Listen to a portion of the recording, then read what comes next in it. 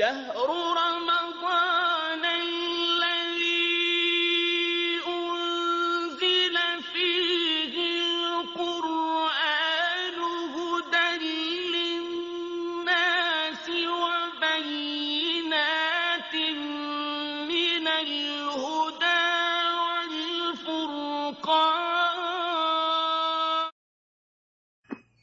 الحمد لله رب العالمين الرحمن الرحيم مالك يوم الدين وأشهد أن لا إله إلا الله وحده لا شريك له وأشهد أن محمدا عبده ورسوله.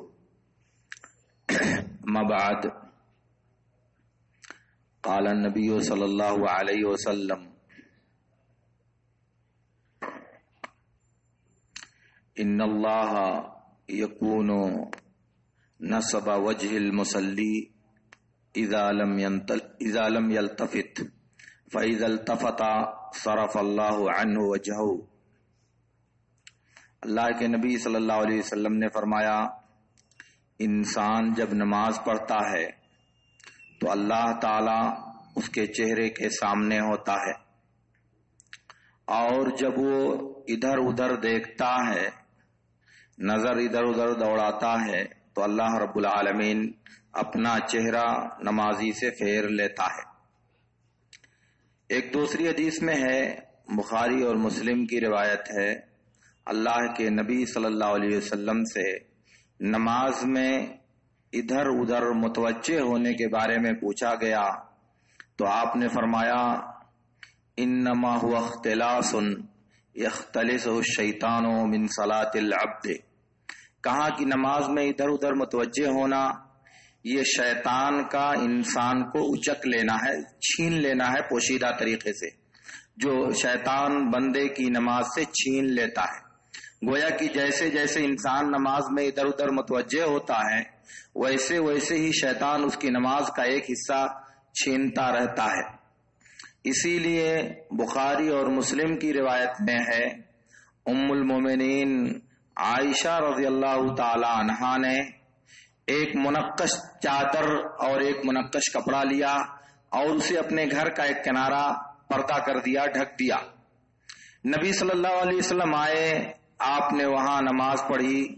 نماز پڑھنے کے بعد جب آپ فارغ ہوئے تو آپ نے ام المومنین عائشہ رضی اللہ تعالی عنہا سے کہا کہ تم اپنی یہ چادر یہاں سے ہٹا دو، کیونکہ اس نے مجھ کو نماز میں غافل کر دیا یا نماز سے غافل کر دیا. ایک دوسری روایت ہے، ابو جہم رضی اللہ تعالی عنہ نے اللہ کے نبی کو ایک خوبصورت اور منقش چادر ہدیہ دیا تھا. آپ نے اس کو اوڑھ کر کے ایک دن نماز پڑھی. نماز پڑھنے کے بعد اس کو اتارا اور کہا، اسے لے جاؤ ابو جہم کو دے دو اور کہہ دو کہ وہ سادی چادر دے دیں، امبجانیہ، وہ سادی چادر جو نقش و نگار سے خالی ہو اسے دے دیں، کیونکہ اس چادر نے مجھ کو نماز سے غافل کر دیا. یہ بھی بخاری اور مسلم کی روایت میں ہے. اس کا مطلب یہ ہوا کہ نمازی کے سامنے کوئی ایسی چیز ہونا جو اس کی توجہ کو تقسیم کر دے، جو اس کی توجہ کو اپنی طرف کھینچ لے، یہ قابل تعریف عمل نہیں ہے. کیونکہ انسان جب سامنے پڑی ہوئی چیزوں پر نظر ڈالے گا تو ظاہر ہے کہ نماز میں اتنا حصہ وہ ادھر چلا گیا، اتنا حصہ ادھر وہ متوجہ ہو گیا، اور جب انسان اس میں متوجہ ہو گیا تو اس کا سیدھا مطلب یہ ہے کہ اتنے وقت تک نماز میں وہ موجود نہیں رہا، نماز کی حالت میں اس کا خشوع اور خضوع برقرار نہیں رہا. اسی لیے اللہ کے نبی صلی اللہ علیہ وسلم نے فرمایا کہ تمہارے اعمال میں سے سب سے پہلے جو چیز اٹھائی جائے گی وہ ہے نماز میں خشوع اور خضوع.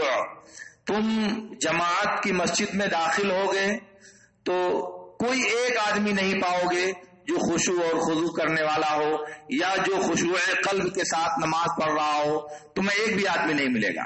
یہ بات نبی صلی اللہ علیہ وسلم نے اپنے وقت میں کہی تھی کہ ایک زمانہ آئے گا کہ تمہاری عبادتوں میں سے خشوع اور خضوع اٹھا لیا جائے گا. تم جماعت کی مسجد میں جاؤ گے اور تلاش کرو گے کہ کوئی خشوع اور خضوع والا آدمی مل جائے تو آپ کو نہیں ملے گا. اس کا مطلب یہ ہوا کہ نماز میں جب انسان کھڑا ہو تو اس کو تمام دنیا سے کٹ کر، تمام دنیا سے الگ ہو کر رب العالمین کے سامنے حاضر ہونا ہوتا ہے. اس لیے نماز میں اسے حاضر رہنا چاہیے. اپنے بدن سے جیسے حاضر ہے ویسے اپنے دل سے بھی حاضر رہنا چاہیے. خشوع فی الصلاۃ کا مطلب ہوتا ہے نماز میں اطمینان، نماز میں سکون اور نماز میں دل کی حاضری، دل اور دماغ کا نماز میں مشغول ہونا، یہ خشوع کہلاتا ہے. اردو میں خشوع اور خضوع ایک ساتھ استعمال کیا جاتا ہے. ویسے عربی زبان میں خشوع کا لفظ ہے، اس کے معنی ہوتے ہیں ہلکی آواز، ہلکی بات. وخشعت الاصوات للرحمن، اللہ رب العالمین نے کہا کہ اللہ رب العالمین کے لیے لوگوں کی آوازیں پست ہوں گی قیامت کے دن. تو یہ ایک اللہ کے رسول صلی اللہ علیہ وسلم کا حکم ہے کہ نمازی جب نماز پڑھے، چاہے مسجد میں چاہے گھر، تو اس کے سامنے کوئی ایسی چیز نہیں ہونی چاہیے جو اس کی توجہ کو تقسیم کرے. اور میں نے دیکھا کہ اہل علم کے یہاں یہ بات تقریباً متفق علیہ ہے اور اس بارے میں کوئی اختلاف میں نے نہیں دیکھا. صحیح بخاری کی تبویب دیکھیں، صحیح مسلم کا باب دیکھیں، حدیث میں ابو داؤد، نسائی، ترمذی، ان تمام ابواب کو دیکھیں تو سب میں یہ بات سمجھ میں آتی ہے کہ نمازی کے سامنے کوئی ایسی چیز نہیں ہونی چاہیے جو نمازی کی توجہ تقسیم کرنے کا سبب ہو. میں جب سے آیا ہوں اس مسجد میں یہ پوری تحریر میری توجہ مستقل کھینچ رہی ہے اور میں تبھی سے سوچ رہا ہوں کہ آپ سے عرض کروں، آپ سے کہوں، لیکن میں ڈر یہ رہا تھا کہ اہل علم کا گاؤں ہے یہ اور ایک قدیم جامعہ یہاں موجود ہے، علماء اسے دیکھتے ہوں گے. انہوں نے منع نہیں کیا، انہوں نے اجازت دی، اس لیے یہاں پڑا ہوا ہے. اس لیے مجھے بہت تردد تھا کہ کیوں ہے آخر. پھر میں نے اپنے طور پر جستجو کرنے کی کوشش کی، معلومات حاصل کرنے کی کوشش کی، کیا شریعت میں اس طرح کے بینروں اور اس طرح کے پرچوں کی اجازت ہے؟ تو مجھے ایک بھی لفظ جواز کے سلسلے میں نہیں ملا. علماء کے فتاوے تلاش کرنے کی کوشش کیا، چلو ہو سکتا ہے کہیں سے کوئی بات ہو، مگر مجھے کہیں سے کوئی بات نہیں دکھائی دی. اس لیے مجھے سمجھ میں آیا کہ مجھے اپنی بات رکھنی چاہیے اور یہ بات جو نبی صلی اللہ علیہ وسلم نے اپنے زمانے میں کہی تھی وہ آپ کے گوشے گزار کرنی چاہیے. کیوں؟ اس لیے کہ ہماری نماز کو مکمل کرنے کا ایک جز ہے. اور اگر نمازی کی توجہ میری تو مسلسل ہو رہی ہے، ہمیشہ جب بھی مسجد میں داخل ہو تو دماغ اسی بورڈ پر جاتا ہے. میں نے بعض لوگوں سے شکایت کیا تو کہنے لگے اس کا فائدہ یہ ہوتا ہے کہ نماز کے بعد لوگ اسی کو دیکھ کر کے پڑھ لیتے ہیں. میں نے کہا اگر یہ مقصد ہے تو پتہ نہیں بعد میں دیکھ کر کوئی پڑھے گا یا نہیں پڑھے گا، لیکن آپ تو گناہگار ہو چکے ہیں. پہلے یہ یقینی ہے کہ آپ نے نمازی کے سامنے لگایا تو نمازی کی توجہ تقسیم کیا تو ظاہر ہے کہ آپ پر اس کی ذمہ داری آئی، لیکن بعد میں نمازی نے اس کو پڑھا یا نہیں پڑھا وہ تو آپ کو معلوم نہیں ہے. تو یہ تو معلوم ہے کہ آپ نے لگایا ہے اور یقینی ہے اور یہ درست نہیں ہے، لیکن بعد میں اس سے کوئی فائدہ اٹھایا یا نہیں فائدہ اٹھایا یہ آپ کو معلوم نہیں. میرے کہنے کا مطلب یہ ہے کہ ایک موہوم فائدے کے لیے یا زیادہ سے زیادہ ایک ظنی فائدے کے لیے یقینی غلط کام کرنا میں نہیں سمجھتا کہ اسلام میں اس کی گنجائش ہوگی.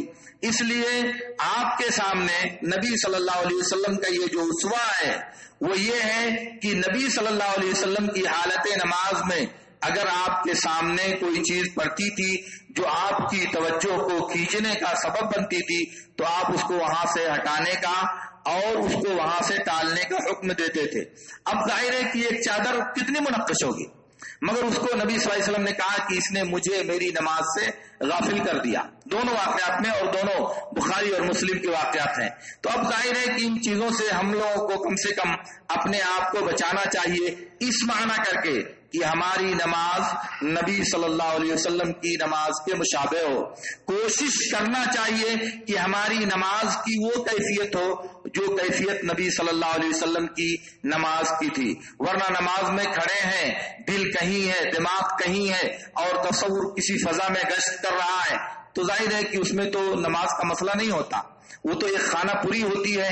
آپ نے ارکان ادا کیے، نماز ہو گئی، لیکن نماز کا جو اجر ہے، نماز کی جو فضیلت ہے وہ جب دل ہی حاضر نہیں رہا تو ظاہر ہے کہ کتنا ہم کو ملے گی. وہ جو 10% 5%, 20%، وہ جو نبی صلی اللہ علیہ وسلم نے بتایا ہے اسی طرح سے ہمارے حصے میں آئے گا. اس لیے استحضار قلب ہونا یا دوسرے لفظوں میں نماز میں خشوع اور خضوع کا پایا جانا یہ ہم تمام سے مطلوب ہے.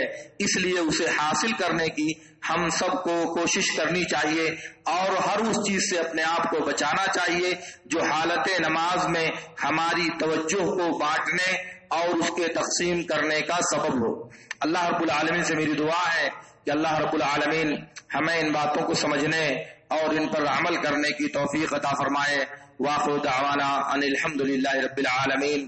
اقول لکم ما تسمعون واستغفر اللہ لی ولکم.